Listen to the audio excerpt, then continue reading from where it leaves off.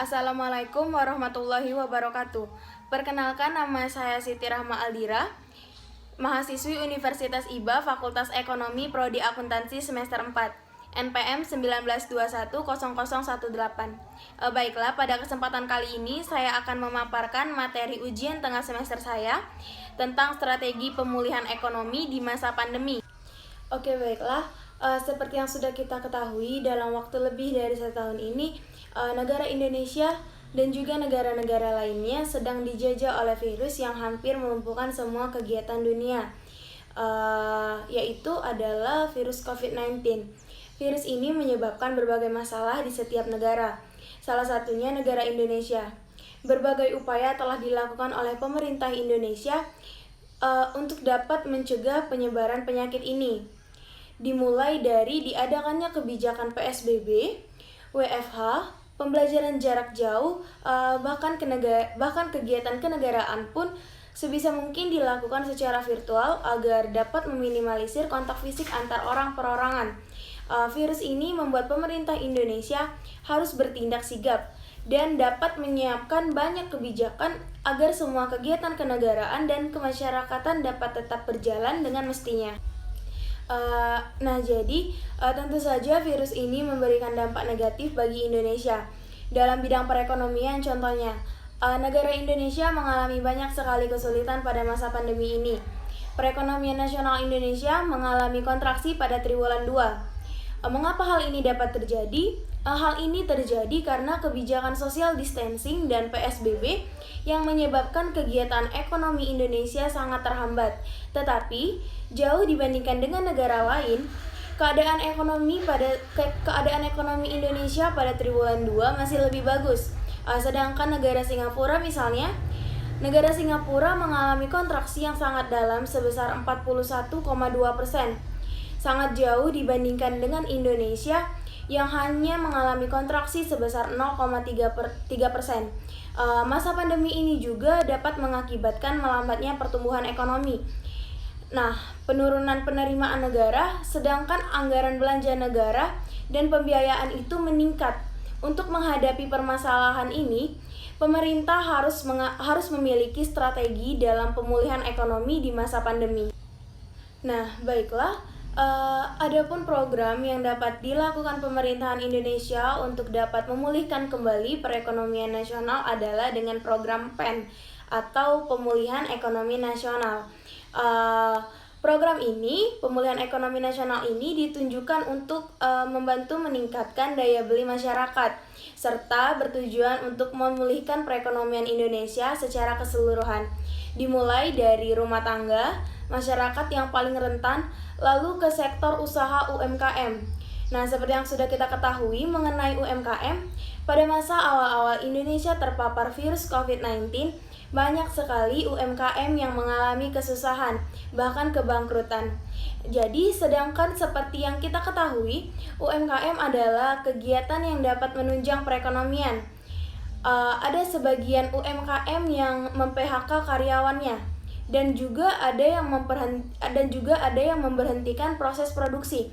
Adapun strategi yang dapat dilakukan menurut Kementerian Keuangan dalam pemulihan ekonomi Indonesia adalah dengan memperkuat ekonomi domestik melalui belanja pemerintah, insentif dunia usaha, dukungan kesehatan, dan pemberian bantuan tunai bagi masyarakat kurang mampu, serta dukungan bagi perusahaan terdampak atau pembiayaan korporasi dan subsidi bagi UMKM.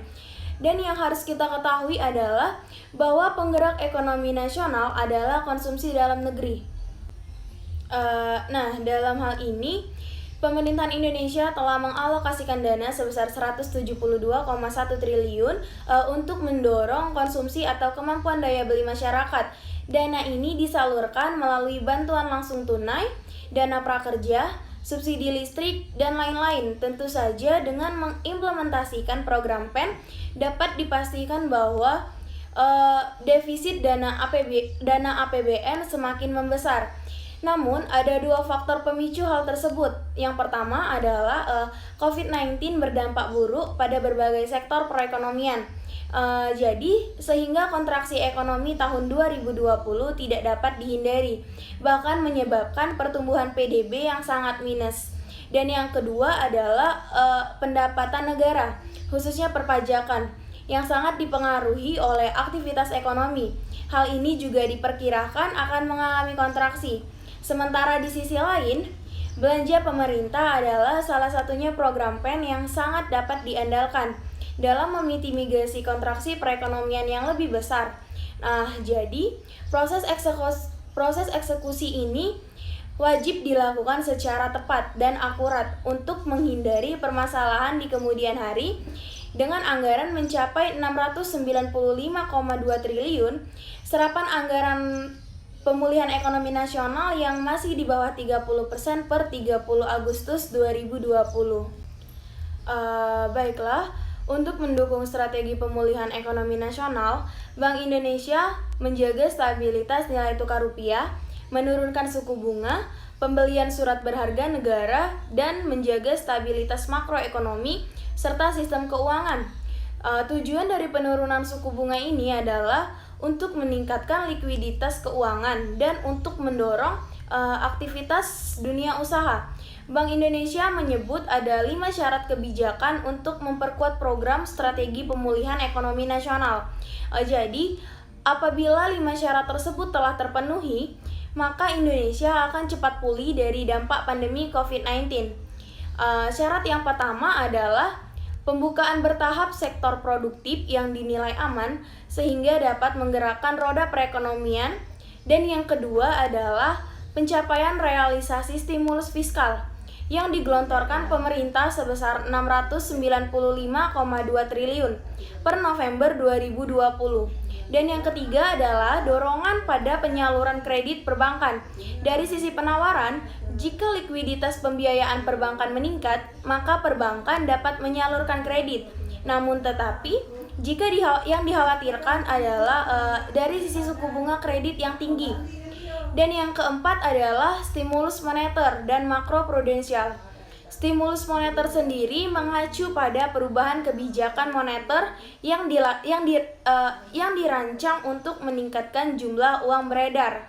Stimulus yang dikeluarkan selama pandemi ini antara lain adalah pelonggaran moneter lewat instrumen kuantitas makro. Sedangkan makroprudensial adalah kebijakan yang ditujukan untuk meningkatkan ketahanan sistem keuangan. Yang terakhir adalah digitalitas ekonomi dan keuangan. Bank Indonesia akan menggunakan seluruh instrumen untuk mendukung kebijakan pemulihan ekonomi nasional. Nah, berikut adalah data anggaran PEN 2020 sebesar 695,23 triliun yang dialokasikan pada bidang kesehatan sebesar 46,64 triliun, perlindungan sosial 242,15 triliun, bidang sektoral Pemda sebesar 68,78 triliun, sektor UMKM sebesar 128,21 triliun, pembiayaan korporasi sebesar 48,85 triliun, insentif dunia usaha sebesar 120,61 triliun, dan realisasi PEN 2020 sebesar 579,78 triliun atau 83,4%. Dan selanjutnya adalah data anggaran PEN 2021 sebesar 553,9 triliun. Dialokasikan pada bidang kesehatan sebesar 104,7 triliun, perlindungan sosial sebesar 150,96 triliun, program prioritas sebesar 141,36 triliun, dan dukungan UMKM dan biaya korporasi sebesar 156,6 triliun.